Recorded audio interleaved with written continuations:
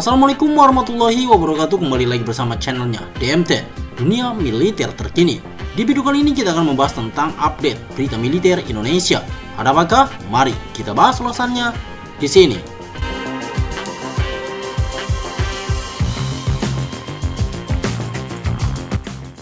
Karya ilmiah Lemhanas, Republik Indonesia sarankan Indonesia tambah jet tempur Sukhoi gantikan Hawk 209. Indonesia saat ini mengoperasikan satu skadron komposit jet tempur Sukhoi Su-27 di sekitar. Untuk saat ini, memiliki jet tempur heavy fighter tambahan bagi Indonesia selain Sukhoi dianggap perlu. Maka Indonesia membeli Rafale guna menambah lini jet tempur kelas berat menemani Sukhoi. Unit pertama Rafale hendak datang pada akhir 2025 atau awal 2026. Pembelian Rafale dianggap tepat untuk meningkatkan kemampuan Indonesia menjaga superioritas udaranya. Diyakini segala ancaman yang mengarah ke Indonesia melewati udara. Sudah banyak contohnya bahwa serangan ke negara lain menggunakan moda udara untuk melakukannya. Misalnya, dalam operasi membasmi Houthi Yaman di Teluk Aden dan Laut Merah. Gugus tugas US CENTOM melakukan serangan udara ke daratan Yaman untuk melumpuhkan kemampuan Houthi beroperasi di Laut Merah dan Teluk Aden.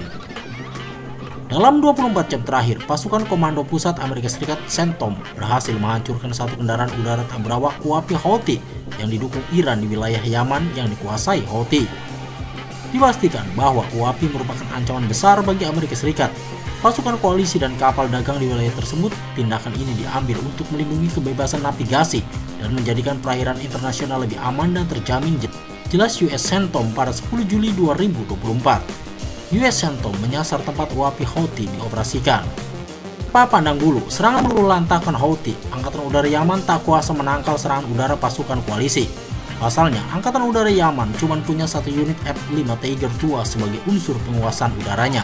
Tak mungkin ia bisa melawan deretan F-18 Super Hornet US Navy yang selalu siaga tempur di dek kapal induk. Dalam 24 jam terakhir, pasukan Komando Pusat Amerika Serikat CENTOM berhasil menghancurkan dua kendaraan udara tak berawak Huapi Houthi yang didukung Iran di wilayah Yaman yang dikuasai Houthi.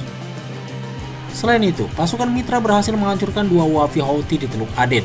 Tidak ada korban luka atau kerusakan yang dilaporkan oleh kapal Amerika Serikat, koalisi atau kapal dagang, jelas US CENTOM mudah saja bagi mereka menyerang Yaman. Di sini, Indonesia bisa menarik pelajaran tanpa unsur penjagaan superioritas udara, nasibnya bisa seperti Yaman. Jelas Rafale ialah pembelian tepat, tapi Indonesia butuh lagi jet tempur kelas berat.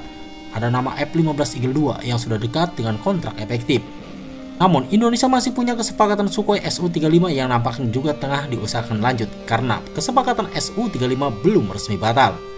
Bahkan, pada karya ilmiah Lemhanas Republik Indonesia, berjudul Membangun Sistem Pertahanan Udara Ibu Kota Negara IKN yang terintegrasi guna meningkatkan ketahanan nasional tahun 2023, menjelaskan jika Indonesia disarankan menambah armada Sukhoi untuk gantikan Hawk 209. Pesawat tempur modern dan canggih sangat diperlukan untuk menjaga, menghadang, dan bahkan menghancurkan setiap wahana udara yang dapat mengancam keamanan ibu kota negara dan kedaulatan wilayah udara nasional. Langkah untuk memperbarui pesawat tempur menjadi versi modern dan canggih dapat diambil melalui percepatan program Falcon Star Emblem Encant Mid-Life Update untuk mengupgrade pesawat tempur F-16 agar sejajar dengan kelas Block 52. Diperlukan peningkatan kemampuan radar pada pesawat Sukhoi yang sudah ada dan menambah jumlah pesawat. Sukhoi yang dilengkapi dengan radar yang lebih canggih guna menggantikan pesawat Hawk 100-200 jelasnya. Saat ini tak yakin Indonesia akan membeli Sukhoi karena pengganti Hawk 209 ialah Rafale. Rusia mau berikan Su-35 paling gahar cuman untuk Indonesia, tetapi menolak satu hal yang diminta Indonesia ini. Sejak Mei 2024 lalu, kabar mengenai kans Indonesia kembali melakukan negosiasi pembelian Su-35 dengan Rusia terus berhembur. Hal ini disebabkan oleh pernyataan Duta Besar Indonesia, Jose Tavares, yang mengkonfirmasi kepada kantor berita TASS. Menurut TASS menyatakan bahwa Indonesia tidak pernah mengakhiri kontrak pembelian jet tempur Su-35 dari Rusia. Hal ini sekaligus mematahkan spekulasi selama bertahun-tahun yang dikemukakan oleh sebagian besar sumber barat, bahwa berencana untuk sepenuhnya mengalihkan armada angkatan udaranya ke jet tempur barat yang beroperasi. Faktanya, Rusia dan Indonesia pernah menandatangani perjanjian ini dan Indonesia tidak pernah mengakhirinya. Namun perjanjian tersebut ditunda untuk menghindari potensi ketidaknyamanan tertentu, kata Tavares.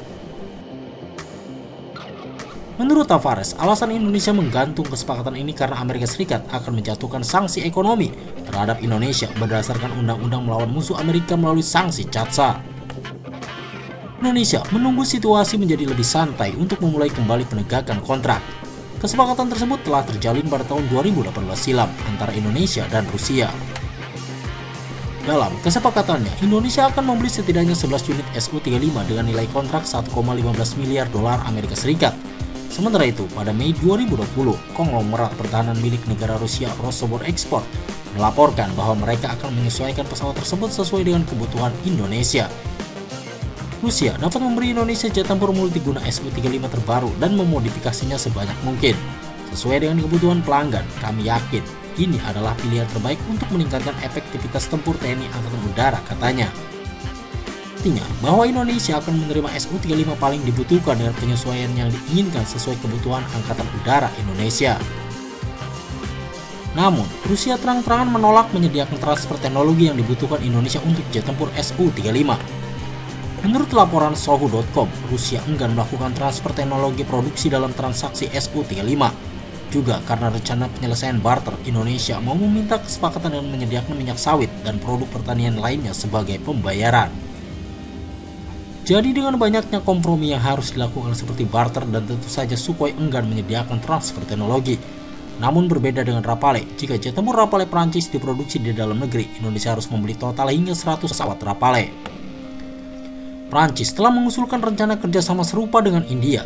Jika negara tersebut membeli lebih banyak pesawat dibandingkan kontrak saat ini 100 Rafale, bukan 36 yang dipesan, maka Prancis dapat memproduksinya secara lokal. Oleh sebab itu, pada akhirnya Indonesia memilih Rafale Prancis. Patut kita tunggu seberapa besar nyali Presiden Prabowo untuk menggunakan hak vetonya dalam menerobos kebijakan alutsista yang diatur oleh asing, karena biar bagaimanapun kita negara berdaulat dan non-blok yang bebas menentukan kemana arah kebijakan untuk kekuatan militer Indonesia.